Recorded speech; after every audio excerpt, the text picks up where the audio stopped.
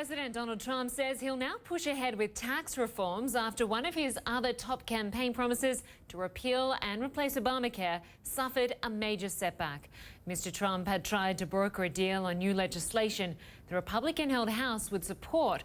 But on Friday afternoon, House Speaker Paul Ryan informed the president that there were just not enough votes to support it. The new healthcare bill was abandoned just before it was due to go to a vote.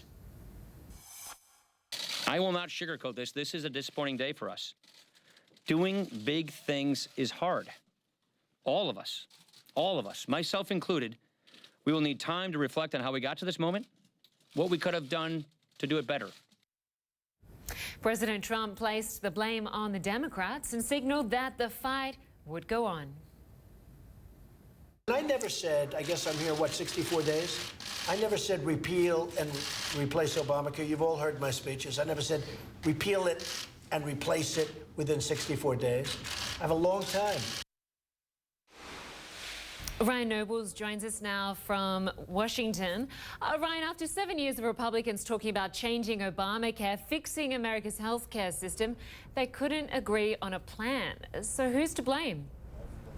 Well, Linda, there's certainly enough blame to go around in many different factions here. You have to blame the White House to a certain extent for not quite understanding how the legislative process works and how they weren't able to just ram something through no matter how badly the president wanted it. You can certainly lay some blame at the feet of Speaker Paul Ryan, who chose to put health care first ahead of some other issues that might have had more broad Republican support, like tax reform. And then you also have to blame the conservative wing of the Republican Party, the Freedom Caucus, which continues to just be the party of no. That was a position that was easy for them to stake out during the Obama administration. But now it is Republicans that are in power, and at some point they have to show the ability to govern. After what we saw here this week, it's clear that they're not in that position quite yet. And Ryan, we have to remember that as a presidential candidate, Donald Trump boasted that nobody could make deals like he could. He didn't manage to close this deal. So where does that leave him going forward if he can't unite Republicans on this key platform?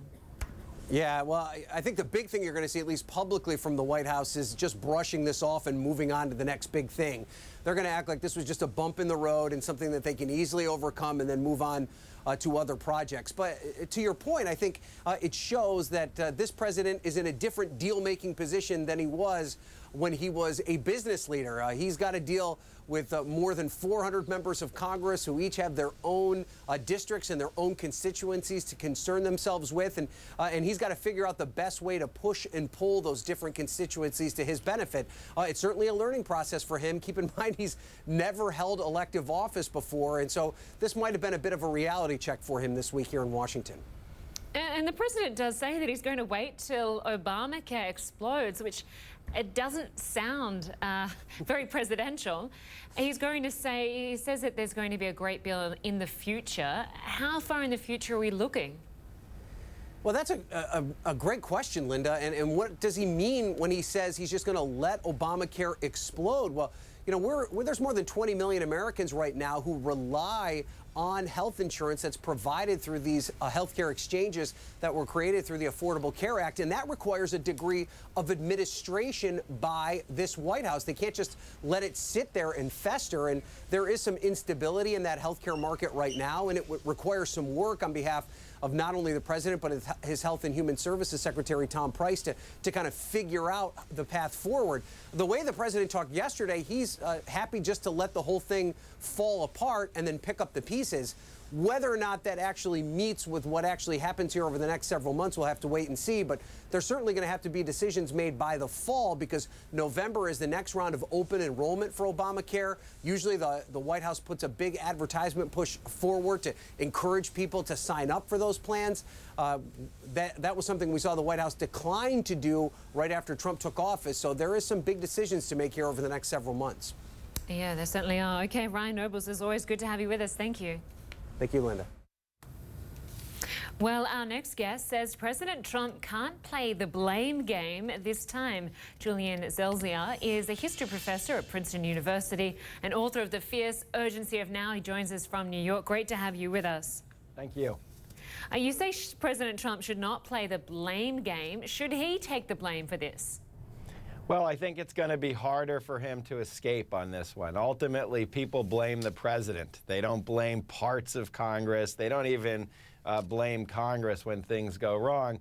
They look to the person who's supposed to put together coalitions and put together deals. So I think in this case, it's going to be a lot harder for him after this, what was a political fiasco, took place. Well, he does claim to be the best when it comes to deal making. And as we've heard him say since this deal failed, he said he never promised to do it in 64 days. He's right that he didn't promise that, but he promised he would do it on day one. So how big a setback is this for President Trump? It's a big setback. I mean, for the public, it looks like he lost, and so it undercuts some of the image that he wants to sell. But more importantly, his opponents are paying attention. There's nothing worse in Washington than losing. This is why politicians often won't send bills to the floor, presidents or members of Congress, until they know they have the votes. So now that he lost, the Freedom Caucus in Congress, for example, in the House, are going to insist on him staying to the right when the next debate comes up. Democrats are going to be much more willing and confident to take him on the Supreme Court battle.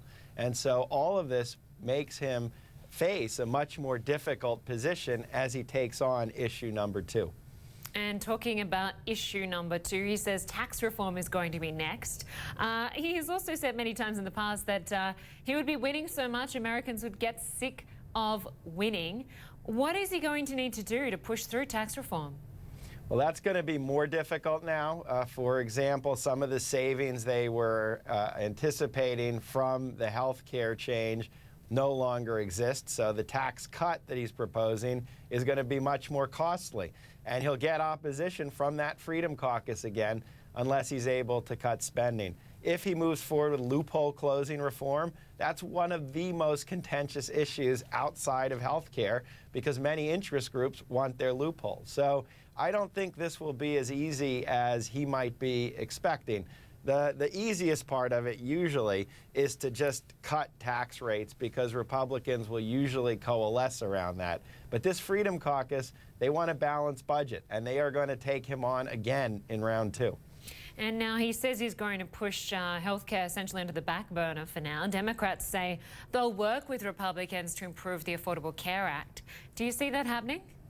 No, that won't happen, and I don't think Democrats should assume that ACA is okay, meaning through the administrative process, through the agency that's responsible for administering ACA, President Trump and his administration can still undercut the program. They could not put enough people to make sure it's running well. They could not devote enough resources financially to make sure it's working as well as possible. And I imagine that's going to be where both the administration and congressional Republicans focus their efforts, trying to undercut the success of the program, even if they can't get rid of it.